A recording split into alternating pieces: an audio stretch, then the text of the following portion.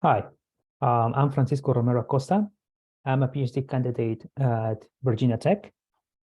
My research interests include harmonic analysis and its applications to geometric measure theory, as well as partial differential equations. And my advisor is Dr. Eyvindur Palsson.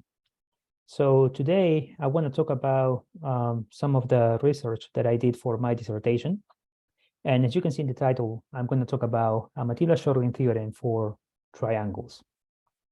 Now, before I start talking about this result, let me talk about some of the history / motivation for this kind of results. Okay? So in 1946, Paul Erdős asked how few distinct distances are determined by a set of endpoints in the plane. So he studied this set. Okay, this is a square grid of points of a square root of n by a square root of n, and he showed that there are like n over a square root of log of n distinct distances. So the question is it possible to have fewer distinct distances?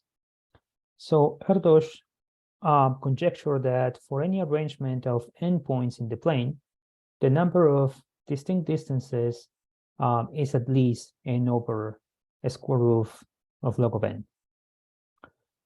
Guth and Cass show that in 2015 that a set of n points in the plane determines at least n over log of n distinct distances. So now we may ask if we can ask similar questions for more general sets. So for instance, if instead of having a finite set of points in the plane, what happens if we have a compact set in RD? Okay, so we may ask how large does a compact set in RD need to be to ensure that we have a significant amount of distinct distances. Now, because we cannot use cardinality for the compact set, right? We need a different tool to quantify the size of E. So in this case, what we're going to use is we're going to use a Hausdorff dimension. And because we want a significant amount of distinct distances, and because the distance set is a subset of the real line, what we want is that the distance set to have positive Lebesgue measure. Okay, so the question is how large does the Hausdorff dimension of a compact set E in RD need to be to ensure that this distance set has positive Lebesgue measure? So this problem is known as the Falconer distance problem. And Falconer not only asked this question, but he also showed that if the Hausdorff dimension of the compact set is bigger than d over 2 plus 1/2, then its distance set has positive Lebesgue measure. And he also conjectured that if the Hausdorff dimension of a compact set is bigger than d over 2, then the distance set has positive Lebesgue measure. Now, of course, like over the time, there were improvements over Falconer results. Here are some of them. So Tom Wolfe improved the threshold in the plane. Erdogan obtained the threshold d over 2 plus 1/3 for dimension 3 and higher. And the best currently known threshold for dimension in dimension 3 is so it's given by Du, Guth, O1, Wilson, and Sank. They obtained the threshold 9 over 5. For dimension 4 and higher, Du and Sank obtained this threshold, the threshold d over 2 plus 1/4 plus this small term. Now, in the plane, the best threshold known is 5 over 4, and this was given by Guth, Josevich, O1, 1. Okay?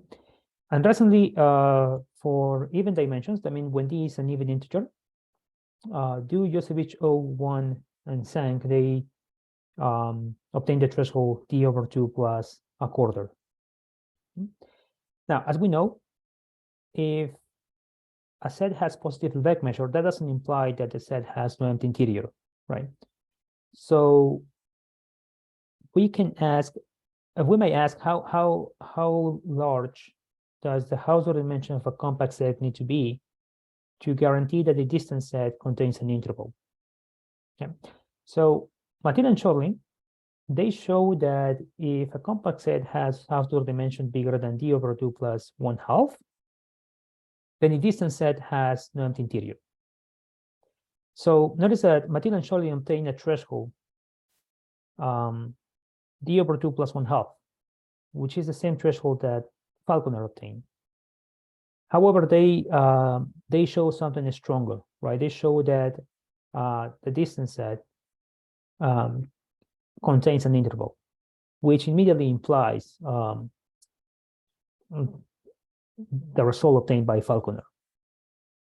So far we talk about the distance set, right? So we might ask what happened for any other kind of point configuration.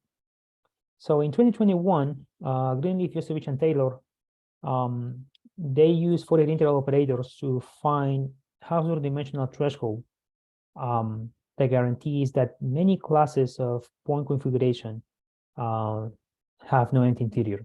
Okay. However, like it seems like this, the result seems not to work for the triangle set. And let me tell you what I mean by a triangle set. So if we have a compact set in RD, we can define the set of equivalent classes of triangles formed by triples of points of E as follows. So here we can use either the principal, so we can encode the triangle by the length of two of its sides and the angle between them, as is given here, or we can use the length of all the length of all of its sides, as is given here. Okay, so so we're going to refer to this set as the triangle set. Okay, so the question is, how large does the Hausdorff dimension of a compact set E need to be to guarantee that the triangle set has no empty interior? So Eyvindur Palsson and I, we show that if a compact set has Hausdorff dimension bigger than 2d over 3 plus 1, then the triangle set has no empty interior. And this threshold works for dimension 4 and higher. Now, the previous result that so Greenleaf, Yosevich, and Taylor upgrade the result on k point configurations, sets with no empty interior. They use micro-local analysis, and they were able to show or to find the Hausdorff dimensional threshold for which they can guarantee that the triangle set has no empty interior. However, the threshold they obtain, it is also 2d over 3 plus 1. Okay? Now, something that we should notice here is that, well, what happened for dimension 3, for instance, right? So if we want to extend this result to dimension 3, we need a different threshold, because for dimension 3, this threshold gives us a trivial threshold. Okay, so recently, Eyvindur Palsson and I, we obtained this Mattila-Sjölin theorem for simplices, and this works for dimension 3 and higher. Okay, and here we encode the set of equivalence classes of k simplices. We define that set in this way, and here basically we encode the simplices by the length of its edges. Okay, so what we show is that if a compact set has Hausdorff dimension bigger than this threshold for d between these two values, or if the Hausdorff dimension is bigger than this other threshold for d bigger than this value, then the set of k simplices has no empty interior. Now, when we take k equals 2, we obtain these results gave us give us like thresholds for the triangle set. So what I mean is, like, if we take k equals 2, what we have is that if the Hausdorff dimension of E is bigger than 70 over 8 plus a quarter, then the triangle set has no empty interior.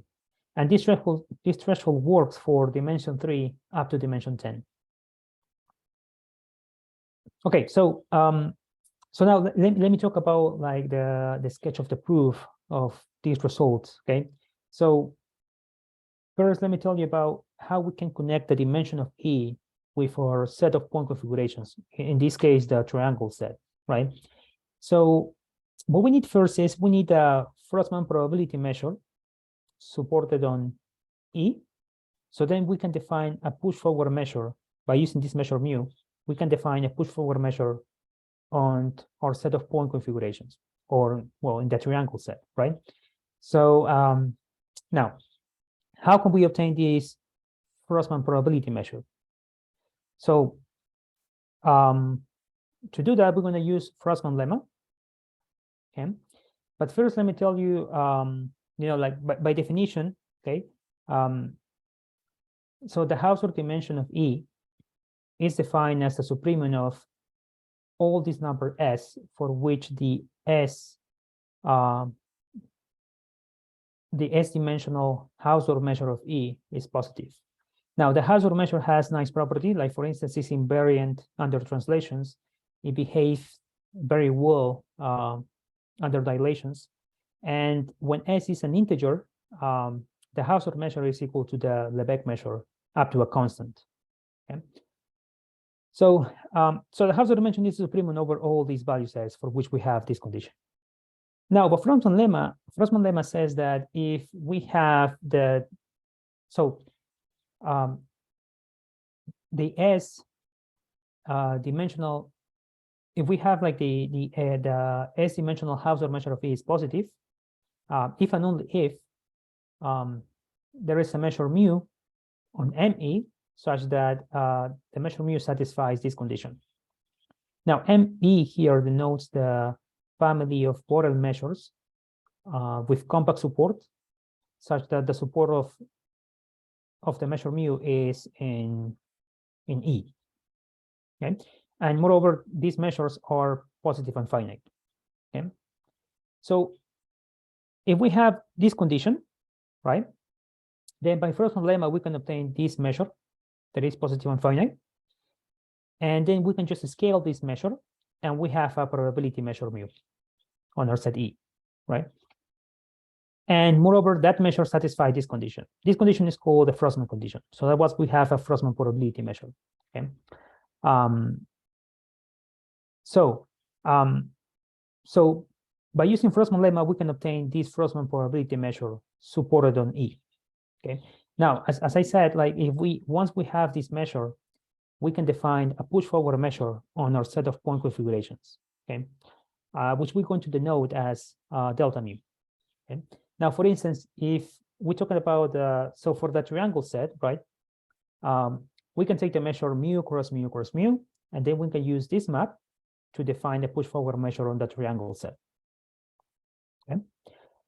Okay. So now something that we want to avoid here is we want to avoid degenerate triangles, right? So for instance, we don't want a triangle XXX, which would be basically a point, right? We don't want those kind of configurations. Okay, so we want non-degenerate triangles. So for instance, to ensure that what we have in our point configurations are non-degenerate triangles, what we can do is we can show that if our set E is big enough, and big enough here I mean in terms of its Hausdorff dimension, then it is possible to extract 3 subsets of E such that this subset has positive measure, and by positive measure I mean like positive mu measure, and these 3 subsets are going to be apart from each other, right? So that way we can take a point of the first set, a point in the second set, and a point in the third set, and because these sets are apart from each other, right, we have non-degenerate triangles. Okay, we can also show the same for K simplices. Okay, but that's the idea to how we can avoid degenerate triangles or degenerate simplices. Yeah. So okay, so now that we have these 3 steps, right? Now that we have these 3, now that we have these 3 steps, the last step here is to show that our push-forward measure, delta mu, is absolutely continuous with respect to the Lebesgue measure. Okay. Now, here I want to, what I want to point out is the following. If one wants to show a Falconer type result, that means if you want to show that that the set of point configuration has positive Lebesgue measure, all we need is that the density F is an LP. Okay, so remember that our measure delta mu here is a push-forward measure, and we use a probability measure for that. So this measure is actually a probability measure. So we have that that the delta mu measure of our point configuration is 1, but we can also think about this number as the integral of this indicator function with respect our delta mu measure. Okay, and here we can use the fact that our measure is absolutely continuous with respect to the Lebesgue measure. Then we can use Holder inequality, and we have the LQ norm of the indicator function of our point configuration times the LP norm of F. So the LQ norm of this indicator function, that's the Lebesgue measure of our point configuration raised to the 1/q. And this will be multiplied by the LP norm of F. Then we can just divide by the LP norm of F. We can raise everything to the q power, and we have that the Lebesgue measure of our point configuration is positive. Okay, so that's in case we want to show a Falconer type result, right? If we want a Mattila-Sjölin type result, that means if we want to show that our point configuration has no empty interior, we need to show that the density F is continuous. Because we have that our measure is positive, right? That means the density must be positive on some interval or in some box, in case we are talking about a triangle set. Okay, so that will be it. Okay, so this last step is the hardest part. Okay, because here we use several techniques here. We use like oscillatory integrals, the decomposition, like we use several techniques here. Okay, okay, so to finish this talk, I just want to say that so the threshold that we obtain for the triangle set and for the K-simplex set, we don't know if they are sharp. So so I'm interested in improvements of this result. Also, you might notice that I didn't talk about the case in which we have so I didn't talk about a Mattila-Sjölin type theorem for triangles in the plane. So to my knowledge, I don't know if there is a Mattila-Sjölin theorem for triangles in the plane. So I'm also interested in that. But what I know is that there is a Falconer type result for triangles in the plane. And this is due to Greenleaf and Josevich. They actually show that if you have a compact set in the plane with such that the dimension of the Hausdorff dimension of this set is bigger than 7/4, then the Lebesgue measure of the triangle set is positive. So I'm interested in if it's possible to obtain a Mattila-Sjölin theorem for triangles in the plane as well. Okay, so this sums up the research that I want to present. So thank you.